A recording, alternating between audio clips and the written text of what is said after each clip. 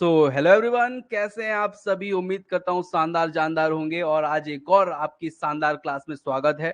ये क्लास जो होने वाली है, जो अभी मैंने पिछले आपको 4 क्लासेस पढ़ाई थी यूजीसी नेट एमपी सेट के लिए, उसी का ये क्या है, एक एमसीक्यूज है। देखिए, जैसे अपन लोग ने जो पढ़ा उसी का कुछ एमसीक्यूज कर ले तो अपन को ये आ जाता है अंदर से कि हाँ, हमने कुछ पढ़ा है। ठीक है, सो डियर स्टूडेंट्स, आज मैं आपको एमसीक्यूज करा रहा हूँ जिससे आपकी जो 100% तैयारी है वो अच्छी हो पाए यूनिट 1 की। तो यूनिट 1 जो आपका एंशिएंट, मिडिएवल और एंग्लो नॉर्मल पीरियड था, जिसमें ड्रामा का क्या क्या डेवलपमेंट हुआ वो हमने पढ़ा था। ठीक है, उसी के आज हम कुछ एमसीक्यूज कर रहे हैं और ये जो मैं एमसीक्यूज करा रहा हूँ आपको मात्र 5 करा रहा हूँ। और ये पांचों एमसीक्यूज कौन से हैं?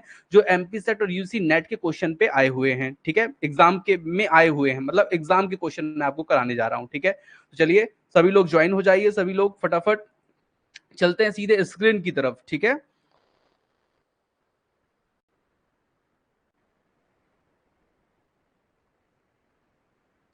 ये आपको स्क्रीन शेयर हो गई होगी। स्क्रीन में आपको दिख रहा होगा MCQs objective type previous year questions. ठीक है, और ये जो पूरे नोट्स हैं ये मैंने आपको पढ़ा दिए थे, इनकी पूरी क्लासेस अपलोडेड हैं, उनको बढ़िया से जाइए, समझिए, पढ़िए। ठीक है, इनसे ही क्वेश्चंस आपके आएंगे। ठीक है, चलिए। एमसीक्यूज ऑब्जेक्टिव टाइप में मैं आप लोग को आज बताने वाला हूं। फर्स्ट क्वेश्चन जो 2018 में पूछा गया था, क्या है question? Traits of the morality plays are discriminable discrimin discernible in a play like Dr. Foster's Trace such as 2018। अब यहाँ पे सच एज यहाँ पे जो लिखा हुआ है वो 2018, ये 2018 में 2018 में क्वेश्चन आया हुआ है। ठीक है, इसके कुछ ऑप्शन दिए हुए हैं। सबसे पहले मैं आपको समझा देता हूँ, क्वेश्चन समझ लीजिए। ठीक है, इसका ये कहने का मतलब है कि जो मोरालिटी है, नैतिकता, नैतिकता नाटकों के निशान, मतलब जो ड्रामा होता है, ड्रामा के जो निशान जैसे उसमें देखे जा सकते हैं। मतलब किसी भी ड्रामा में क्या देखे जा सकते हैं? मोरालिटी देखी जा सकती है। ठीक है, तो उसमें एक आपने पढ़ा होगा डॉक्टर फॉस्टस, मैंने आपको पढ़ाया था पीजीटी में। अगर आप लोग ने पढ़ा है तो ठीक है, नहीं तो मैं आपको लिंक शेयर कर दूंगा, आप लोग डॉक्टर फॉस्टस पढ़ लीजिएगा। उसमें डॉक्टर फॉस्टस में क्या चीजें मिलती हैं? ठीक है, मतलब डॉक्टर फॉस्टिस भी क्या है? एक प्ले है। ठीक है, विलियम शेक्सपियर का। उसमें क्या चीजें मिलती हैं ये मैं आप लोग को इसमें आपको बताना है। ठीक है, तो क्वेश्चन नंबर का जो 1 का ऑप्शन नंबर 1 है, उसमें क्या लिखा है भैया? लिखा है कि विषयों को अपनाने वाले स्थानीय गीत धर्मनिरपेक्ष। ठीक है, vernacular song adapting secular themes, उसमें आपको कुछ ऐसा मिलता है जैसे उसमें धर्मनिरपेक्ष सब्जेक्ट की, विषय की बात की गई हो, स्थानीय गीत हो उसमें। ठीक है, या फिर it's soliloquy it's soliloquizing protagonist good and bad angels and it's final moral.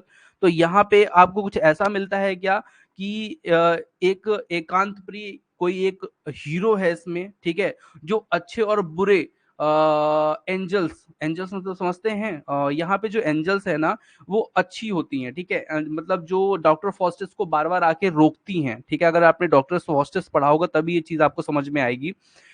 तो उसमें नैतिकता दिखती है क्या?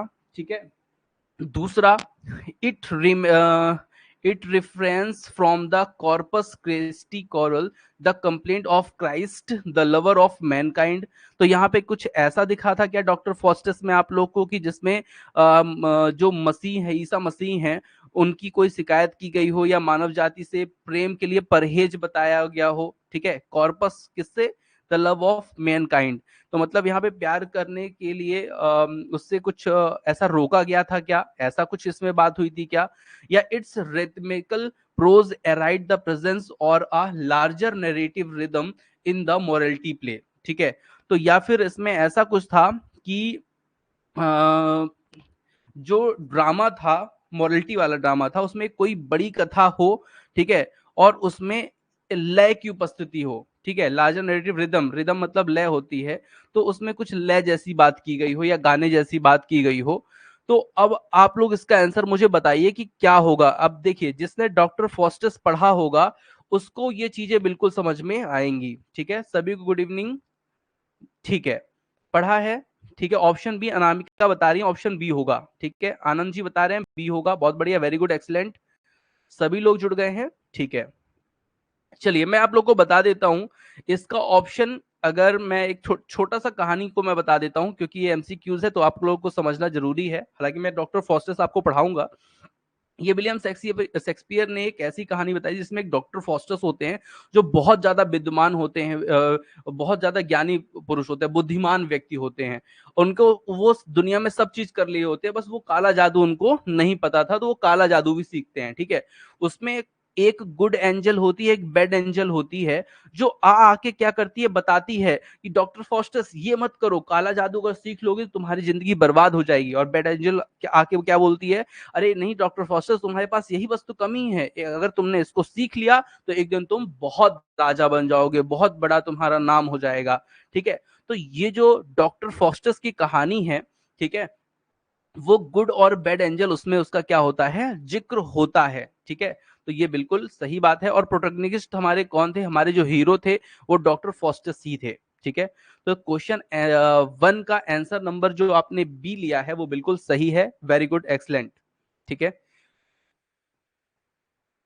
क्वेश्चन नंबर 2 पे चलते हैं डियर स्टूडेंट्स। इस पे बताइएगा क्या लिखा है, which of the following is not an allegorical character in the play Everyman.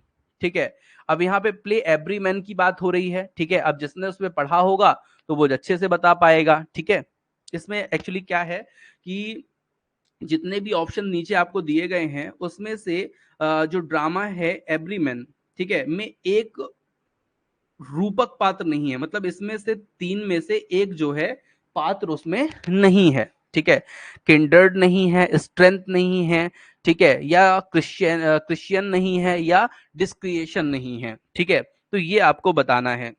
इसका ऑप्शन जल्दी से कमेंट करके आंसर बताइए जल्दी से। ये 2016 में क्वेश्चन पूछा गया था, आपके यूजीसी नेट के क्वेश्चन है सभी। ठीक है। चलिए बहुत बढ़िया। निधि बोल रही हैं बी आंसर है। ठीक है, बी स्ट्रेंथ नहीं। ठीक है, देख, अच्छा निधि ने आंसर अपना चेंज किया है, सी कर दिया है। और संदीप जी बोल रहे हैं सी होगा। ठीक है, ठीक है। आप लोग ने ये बताइए एवरीमैन पढ़ा है क्या?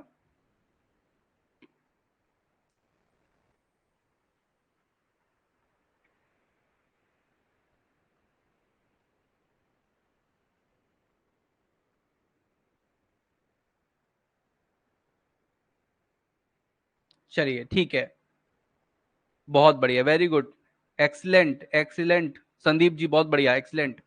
सो यहाँ पे इसका आंसर जो होगा वो सी होगा। ठीक है, इसमें सी जो है वो नहीं है। ठीक है। चलिए बहुत बढ़िया। अच्छा, भावना जी भी ज्वाइन कर ली हैं क्या क्लास? Okay okay. एक्चुअली मुझे इन्फॉर्मेशन नहीं थी ये। चलिए आगे चलते हैं, क्वेश्चन नंबर 3 पे चलते हैं। ठीक है।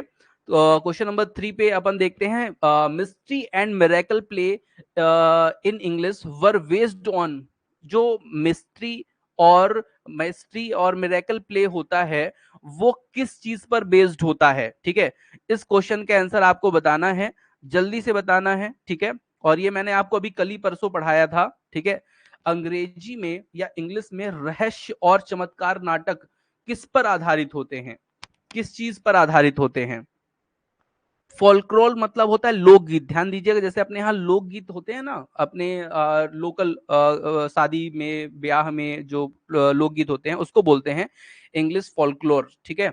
और दूसरा बी ऑप्शन है इंग्लिश लीजेंड्स। लीजेंड मतलब होता है किंवदंतियां, जो छोटी छोटी बातें चलती हैं, छोटी छोटी जो तर्क चलते हैं उसको बोलते हैं। या बाइबिकल स्टोरीज, या फिर चौथा ऑप्शन है एंग्लो सेक्शन मिथ्स, मतलब कुछ ऐसी बातें जो नहीं हो फिर भी ऐसे कहा जाए। ठीक है। तो चलिए क्वेश्चन नंबर 3 का आंसर आप लोग देंगे, मुझे फटाफट देंगे। कमेंट आपने कर दिया होगा, मैं एक बार चेक कर लेता हूं। बहुत सारे कमेंट आ गए हैं, बहुत बढ़िया। सी सी सी बाइबल स्टोरी, बहुत बढ़िया, एक्सलेंट, सभी लोगों को बहुत बहुत बहुत बहुत बधाई, बहुत बहुत गुड, वेरी गुड। चलिए क्वेश्चन नंबर 3 का आंसर जो आपने दिया है बाइबिकल स्टोरी, बहुत सही है।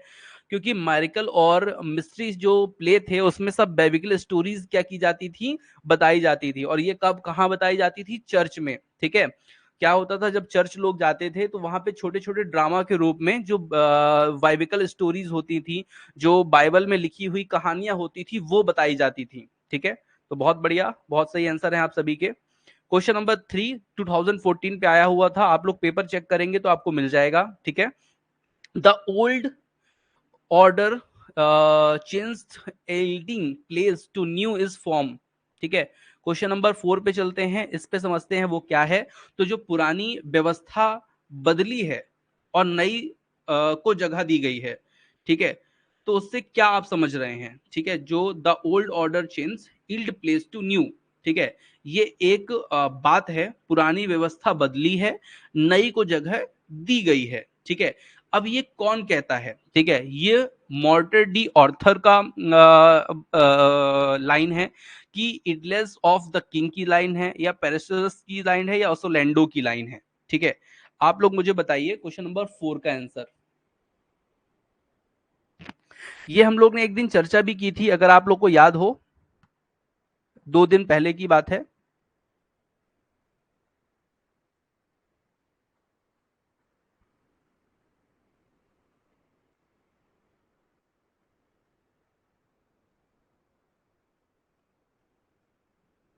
चलिए आंसर मैं देख लेता हूं, ये लाइन किसके ऊपर बेस्ड है।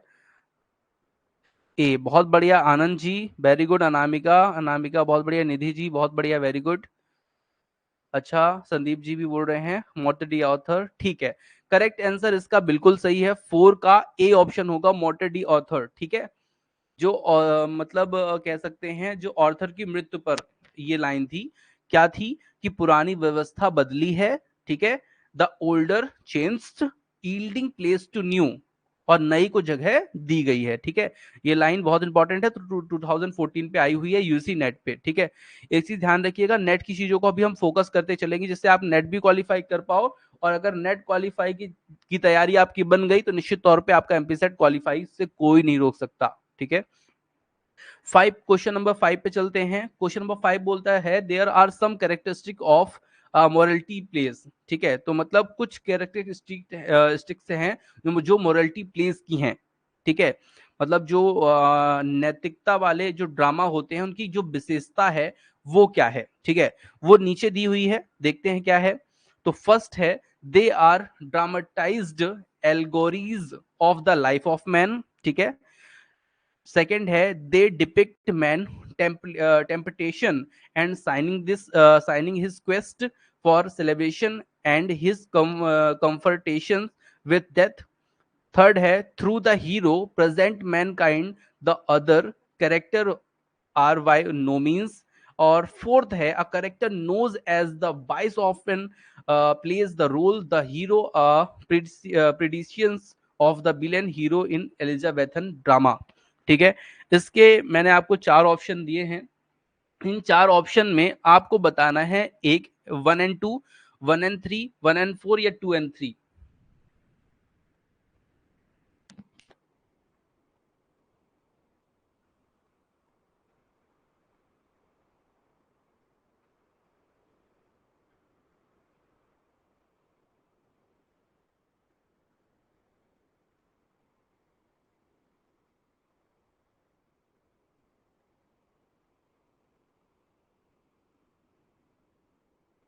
चलिए, आप लोग समझ पा रहे हैं क्या, कि मैं आपको एक बार समझा दूं, क्वेश्चन समझ गए हैं क्या नहीं।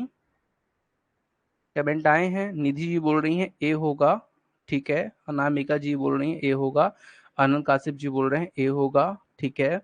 एंड ठीक है, चलिए तो फिर मैं आपको आंसर बता देता हूं। इसका आंसर आप लोग ने जो 1 and 2 लिया है वो बिल्कुल सही है, ठीक है। इसमें they are dramatize allegories of the life of man, मतलब ये जो होता है ना, जो मैन होते हैं, मनुष्य होते हैं, उनके जीवन का एक नाटकीय रूपक है, बिल्कुल सही है। मॉरलिटी प्लेस जो है वो एक जीवन का मतलब किसी भी व्यक्ति के जीवन का क्या है, एक दिखाता है उसको, कि अपने जीवन में हमें कैसे रहना चाहिए, मोरल रहना चाहिए। ये चीज जो है वो बाइबल में बताई गई थी, वो बाइबल की चीज को ही इसने यहाँ पे क्या किया है, बताया है, ठीक है। जैसे अपने जो धार्मिक ग्रंथ होते थे ना, रामायण हो गया, महाभारत, उसमें सब आदर्श संस्कार, ठीक है, सदाचार की भावना सिखाई जाती थी, उसी तरह यहाँ पर भी है, ठीक है। नेक्स्ट है, जो सेकंड नंबर है, they depict man temptation and sinning his quest for salvation and his confrontation with that. ठीक है, मतलब वे जो मनुष्य जो क्या करते हैं भैया, प्रलोभन में रहते हैं। टेम्पटेशन मतलब प्रलोभन नहीं होता, कोई भी बोल दिया कि मैं तुमको भैया ऐसा करो कि मैं तुमको इतना पैसा दे देता हूँ तो तुम मेरा ये काम कर दो। ठीक है, तो प्रलोभन आ गया। ठीक है, भला ही वो गलत काम हो। ठीक है, पाप, सिनिंग। ठीक है, पाप हो गया यहाँ पे। उसकी मुक्त की खोज। ठीक है, हिज क्वेस्ट फॉर सेलिब्रेशन, मतलब अगर वो पाप करेगा तो मुक्त के लिए निश्चित तौर पर प्रयास करेगा। ठीक है, and his confrontation with death, और अगर उसने पाप किया तो उसको निश्चित तौर पे ऐसा लगेगा मैंने पाप कर दिया, वो डेथ की तरफ क्या होगा, आकर्षित होगा, मतलब अपने आप उसको लगने लगेगा या डर लगने लगेगा, है ना। तो वो चीज होती है। ठीक है, जैसे जो अपन देखेंगे जो बहुत अच्छे प्रकांड विद्वान होते हैं वो डेथ से नहीं डरते, क्योंकि उनको पता है कि हमने काम अच्छे किए हैं तो हमारा वहां पे भी सब अच्छा रहेगा। ठीक है, इस तरह की चीजें जो है। तो क्वेश्चन नंबर 5 का ऑप्शन नंबर 1 एंड 2 होगा। ठीक है डियर स्टूडेंट्स। अच्छा, मैंने आपको बताया ये था 1, हाँ ठीक है आनंद जी, वेरी गुड। मैंने आपको ये बताया था कि मैं केवल आपको 5 क्वेश्चन कराऊंगा। ठीक है, और मैंने आपको 5 क्वेश्चन कराए भी, इसके आंसर सीट ये दिए हुए हैं और ये सब मैंने अपलोड कर दिया है आपके कोर्स पे। ठीक है, तो आप लोग वहां पे जाके इसे देख सकते हैं। ठीक है, कल से मैं, कल तो संडे है, कल छुट्टी रहेगी आप लोग की, और मंडे से आपका यूनिट 1 का चैप्टर 2 स्टार्ट होगा। ठीक है, एक चीज मैं आप लोग एक काम कीजिए, सभी लोग इस क्लास को नहीं तो चलने दीजिए, मैं आपको समझा देता हूं सभी को। देखिए, मैंने कुछ आपको राइटर्स के बारे में बताया था, अगर आप लोग को याद हो, कुछ राइटर्स के बारे में मैंने बताया था, अगर आपने नहीं देखा तो देख लीजिएगा। ये कुछ राइटर्स हैं। ठीक है, ये हेनरी मैडबॉल हैं। ठीक है, जॉन रेस्टेल हैं।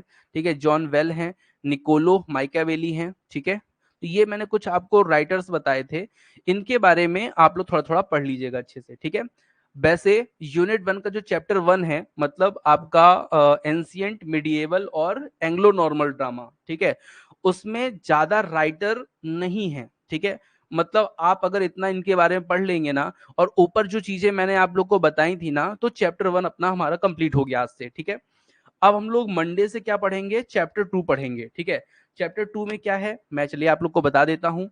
यूनिट 1 का चैप्टर 2 जो है वो थोड़ा इंपॉर्टेंट है, यहां से क्वेश्चन आना चालू हो जाएंगे। ठीक है, क्योंकि यहाँ पे हमें मिलेंगे एलिजाबेथ एंड टू जोकोवियन ड्रामा। ठीक है, एलिजाबेथ से लेकर के जोकोवियन के जो बीच का समय है, मतलब 1550 से लेकर 1625 का जो समय है, इस पे कई इंपॉर्टेंट राइटर हुए हैं। ठीक है, जैसे मार्लो हो गए। ठीक है, जैसे आपके हाँ एलिजा वो हो गए, क्या बोलते हैं, शेक्सपियर हो गए। ठीक है, तो कुछ इंपॉर्टेंट है जिनको हम बहुत अच्छे से पढ़ने वाले हैं।